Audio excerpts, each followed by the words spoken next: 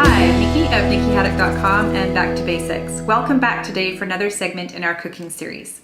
So today we're going to continue along our holiday baking theme, and we're going to tackle some butter pecan tartlets or tarts.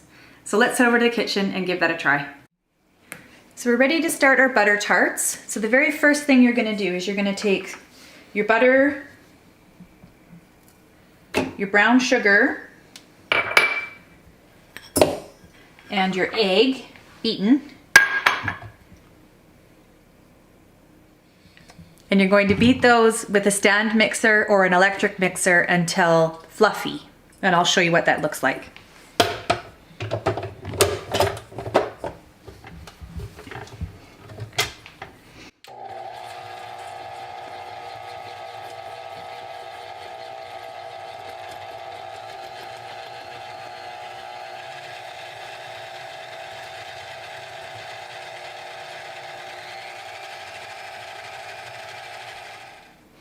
Okay, so once that's beaten, this is what fluffy looks like in the baking world.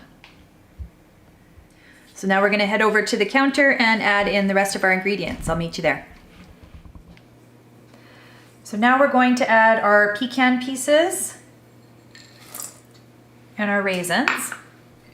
And we're just going to mix that in with I'm using a spatula, you can use a wooden spoon.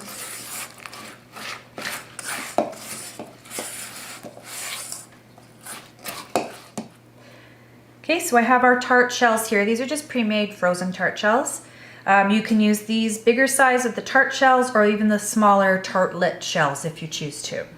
So this should fill about 12 tarts and 15 to 18 of the even smaller ones. So you're just going to take a spoon and you're just going to fill them up. You don't want to overfill.